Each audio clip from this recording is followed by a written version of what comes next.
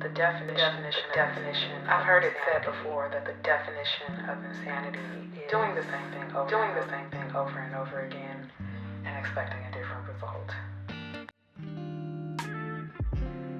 Come with me to Georgetown in DC to see the new Barnes & Noble, because there's no way I'm staying in the house today. I'm in my feelings, so I need to get out, get some sun, some food, and just be around books before they get banned. Okay, yeah, that's a little dramatic, but there's always the unfollow button. I frequent Georgetown a lot. It's a beautiful place, but you can feel the mood here. People are not making eye contact. The police have a small presence here. I don't know why, because nobody's acting up here. If anything, we're all just a little stunned. But this bookstore is beautiful. 3 wonderful levels of much needed book happiness in DC. Because let's be real, books, like everything else, are not immune to politics. They have a great art section for the artists in your life. I feel like I'll be spending a lot of time here. And if you know me at all, you know I'm not above a little dark humor. Under his eye. My sisters are mad, y'all. I don't know what to tell you, but we are hurt. And rightfully so. Because it does seem like there was a concerted effort amongst groups that we've previously supported. It feels like a personal attack from certain groups that we thought we were allies with. That's a hard pill to swallow. But it needed to be done. And now, sisters are saying that they're looking out for themselves and returning to Starbucks. Some of us never left Starbucks because it was never on the BDS list, and we can debate whether or not it's a good company or a bad company. But as someone who does her research on the companies that she supports and makes an individual choice, that is not a conversation for now. Maybe I'll do a vlog about it one day. No one should ever have to explain themselves, especially Black women at this time. And that's all I'm going to say about that. So we haven't heard from Vice President Harris since yesterday. I'm hoping she's okay. I'm in here cleaning out my closet because I'm trying to keep myself busy, waiting for her to speak. And you know what? She didn't fail us. We failed her. I really do hope she's okay. I'm finding it rather annoying that there are people who are upset because she didn't address the crowd. They should get over themselves, because what's understood doesn't need to be explained or even said. We understand and we love her. And I love you back. I have really been trying to sit with these feelings. It's just something seems so off. Things just don't seem right. I am trying to drown myself in my books because I make book content primarily, right? So that's what I'm supposed to do. So anyway, at Barnes & Noble, I purchased 2 books and a really pretty journal. I purchased this book, Bleep and Rage by Eve Babbitt, and Elena Ferrante's My Brilliant Friend, because that was like the #1 book of the 21st century. And I purchased this journal, which is absolutely beautiful. It is stunning. The cover is leather and it's got the straps. Just, I don't know. It just speaks to all of my gothic sensibilities. I have tons of journals and notebooks and I didn't need this one. But this was a comfort purchase, and I'm not going to even talk about the stress shopping that I did on election night. Creativity always seems to come when there's adversity. One thing is for sure, I feel very creative now, and I just wish it wasn't that way, because why do I have to be going through something to create something? But here we are. That is the one thing about being human that kind of drives me nuts. I said 5 days in purgatory because I feel like I am indeed in purgatory. We don't know what's going to happen. We're in the in-between, the liminal spaces, the spaces that make you feel kind of creepy when you look at them. That's where we are. And I think I want to paint the liminal spaces. I really do. I want to paint them, and I want to use them as a way to express how I feel.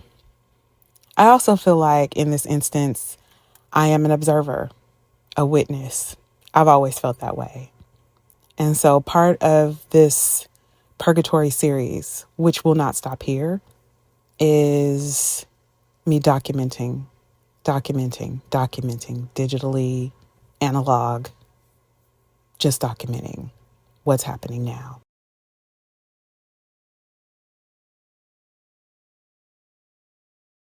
I woke up this morning with a headache. I think things may be getting to me a little bit. I'm typically not one who is hysterical or anxious about things unless I'm flying. That's really the only time. But I don't know. I can't get beyond this pit in my stomach. I thought I would try to read a little bit, but it's very hard to read because when you have a headache, your eyes don't want to cooperate either. So I'm just going to sit here today. I did see a few things earlier today, though, that I thought I would share with you. I find them a little bit curious. And is this how it's going to be now? I have been seeing many more like this, but for whatever reason, this one I had to screenshot. Oh, that voice is all over my TV. Just like from 2016 to 2020, I feel like my mute button is going to get a lot of use.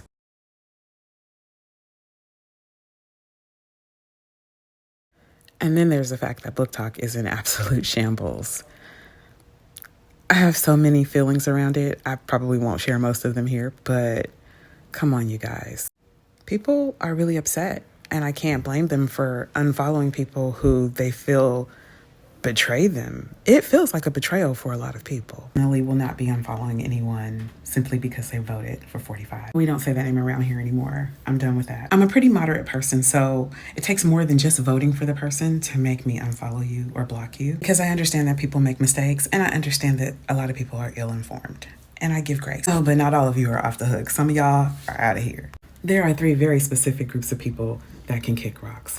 First of all, those of you who never tried to learn her name, and who made fun of it, it's Kamala, not Kamala, no, whatever joke you were trying to tell. Blocked. If you're adamant about being against a woman's right to choose what's best for her body, blocked. And if in spite of the fact that this man has sexually assaulted people, cheated on his wives, doesn't pay his workers, has been downright racist, and incited January 6th, you try to tell me that I'm brainwashed because of the media, oh baby, you're blocked. Because you can't gaslight me about what I saw. Since books play a big part in what I do as a content creator, because I love books and bookish things, all things books, I just wanted to pop in here and talk about something that I've been working on, even though I know that this video will probably be on more than just my book channel. So I've been working on moving my nonfiction books, my hardcover books, to the guest room. And eventually I would like to just have these shelves filled with nonfiction hardcover books. I am also preparing for my son's visit. He's visiting with my grandson. So I'm getting this room ready for them because I can't wait for them to come, 1, and 2, it's just something that I need to do. And I'm happy to do it because it kind of keeps me from thinking about or thinking too much about what's going on this week. I have to say that I will probably be creating a lot of my videos for a while around what's going on in the world right now, because that's really all I can think about, to be honest with you. I mean, of course, I will give my regular lifestyle content. We will intersperse that in because I do have to stay busy, and I know that that's why a lot of people watch me. But we're in some really trying times right now, right? And I think these things need to be talked about. Like I said earlier in this video, I consider myself an observer. I consider myself, in a lot of ways, even a translator or a mediator in some senses, but definitely someone who needs to document what she sees. And this, unfortunately, and I hate to use this term because it has been used so much since 2016, we are in unprecedented times. And that's really something to really think about and to focus on, and definitely something to document and keep for posterity, if for no other reason. I don't know what's to come, and that's a scary place to be. And I'm considering what we will do going forward. I love my country. I think the government can work when it works. And while we have a lot of work to do, and then the outcome could be far better than we ever thought, which is what I'm hoping for, I also have to be realistic and understand that I'm also planning. Another thing that really baffles me about all of this is the fact that people say they want change, but yet you voted for the same person, or at least the same package. We literally had an overqualified woman who didn't look like anyone else, who had a different background, and who represented not just Americans, but citizens of the world. Not only did we vote in another white man, but we literally went backwards. Insanity. It's day 5 of what I've deemed is purgatory, because we are really in the middle of the unknown. So many opinions and thoughts and conversations swirling around. It can be really overwhelming. It can be really overwhelming, and it just makes you wonder, like, what is this reality that we're living in? Like, I feel like this simulation is really a struggle. Today, I'm seeing a lot on social media from people on the right who really had no clue what they were doing in this election. I've seen people ask how they can take back their vote, people getting on TikTok crying. I've seen people who are asking, what is a tariff? One girl said she didn't know any of the former and possibly future president's history. So that was interesting. She said she had no idea about the essay allegations or, all of the horrible things that he has said or done to people. She just said she didn't follow politics. And that's scary. That's incredibly scary.